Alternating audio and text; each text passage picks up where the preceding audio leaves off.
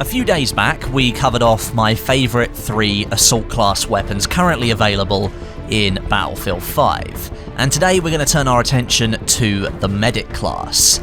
This is a class that at the launch of the game did feel somewhat less effective compared to the rest due to the lack of range that the weapons provided at the time. But since then, a couple more options have joined the ranks, and the submachine guns went through quite a few patches worth of balancing at the start of 2019 to make them feel more effective in the role that they're intended to fill. So now, which 3 weapons in the medic class are my favourite? It's time to find out. Okay then, starting off the list in position number 3, we have the ZK-383.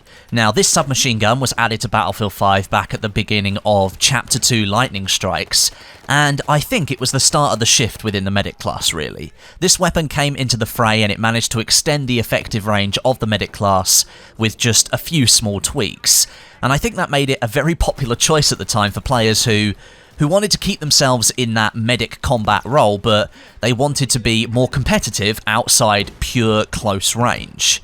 And the first thing you're going to notice with the ZK is the inclusion of the bipod.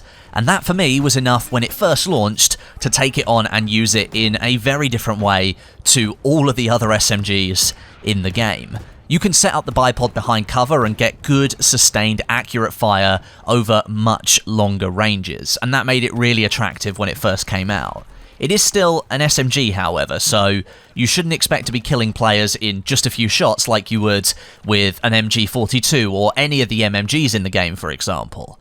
Weapon damage at long range is still very weak, but with the greatly improved accuracy when that bipod is deployed, as long as you persevere, you will be picking off some enemies more often than you might think. However, the bipod on its own doesn't really make this weapon too special in my eyes. It's once you break into the specializations that you start to see where the ZK really makes sense, and you can make it lean into that bipod role even more if you want to. If you pick all the specializations on the right-hand side of the tree for this weapon, you make the ZK an extremely accurate SMG whilst firing normally, as well as having that bipod as a backup firing option. But you do miss out on a higher rate of fire on the left-hand side. And to be honest with you, I picked mostly left-hand side specializations to get that rate of fire increase for the ZK. As much as having the bipod there to use is important for extending the range at which the medic can be effective, but really it's still an SMG and I cannot miss out on some improved effectiveness in close range gunfights either, and boosting that rate of fire up to 720 rounds a minute, that is quite a big jump. It makes a big difference with the ZK. I guess I really like this weapon because it allows me to operate in 2 different kinds of combat ranges without really having to compromise in either scenario. I can go in close quarters if I want to, or I can deploy a bipod and I can have some fun in the mid-range. Sure, there are better SMGs for close-range combat, like the Suomi for example, but then you're giving up almost all of your chance at winning a mid-range gunfight with that thing. The ZK is a flexible SMG, and that's why it takes my number 3 spot.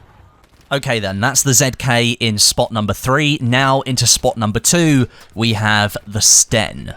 Now, I like to call this thing my comfy SMG because it's just damn easy to use, and when I'm using it, I feel really comfortable and relaxed. Really weird way of explaining things, but I'll try and give you reasons as to why I think that is. It makes playing Battlefield 5 relatively simple, and I tend to stick to the Sten whenever I'm just jumping into a new game mode or I'm trying to play a new map where I don't really know what to expect, because it's a weapon that I can really rely on to perform well whenever I start firing it. Statistically, the Sten is very, very similar to the MP40, and I know a lot of players like to use the MP40 in Battlefield 5, but I am on the Sten side of the argument, and that's because, compared to the MP40, the Sten does have a slightly better muzzle velocity, and it's slightly better and easier to control over longer bursts. Sometimes you just can't help but mag dump onto enemies, and the Sten is going to offer you a better chance at success if that's the case. And considering I just told you that I like to use the Sten when I'm exploring new content for the first time, often I'm just looking to kill enemies before they cause me too much of a problem so that I can carry on exploring without having to go back to the spawn screen and come back in again.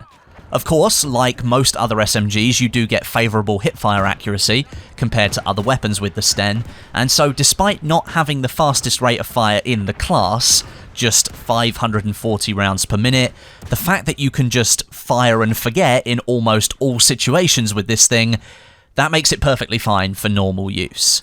It's also one of the least imposing weapons on your screen as well. It takes up next to no space at all, and that's extremely important when you're moving about in close quarters areas.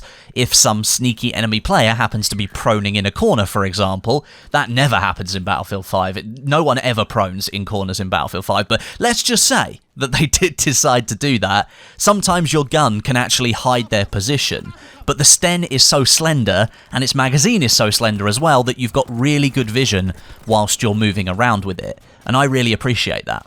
So yeah, the Sten is my comfy weapon in Battlefield 5, the comfy SMG. If I'm just wanting to have a few chill rounds of Battlefield 5, I don't really think there's a weapon more suited to that role. It also comes with a bunch of different camo options as well, which, for me, plays a big part in the weapons that I end up picking. Being the starter weapon for the medic class, I think it gets a lot of special treatment from the DICE developers when it comes to cosmetics. And so then, finally, my favourite SMG in Battlefield 5, taking the #1 spot, it's the Tommy gun. I find it to be one of the more controllable weapons in the game when you're going for pure hipfire moments. And it beats the Suomi for me as well, despite being very similarly balanced to it when you first start using it. It's the rank 20 unlock for the medic class as well, and I think that gives it somewhat more status than the other SMGs that come before it.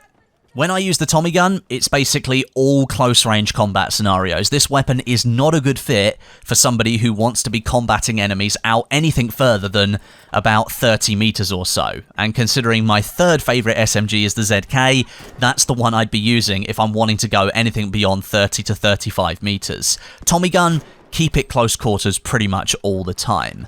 Recoil on this thing is quite severe, and the damage drop-off after 30 meters, it pushes you into the 6, 7, and 8 bullet to kill range, which really isn't ideal when you've only got a default magazine capacity of just 20 rounds.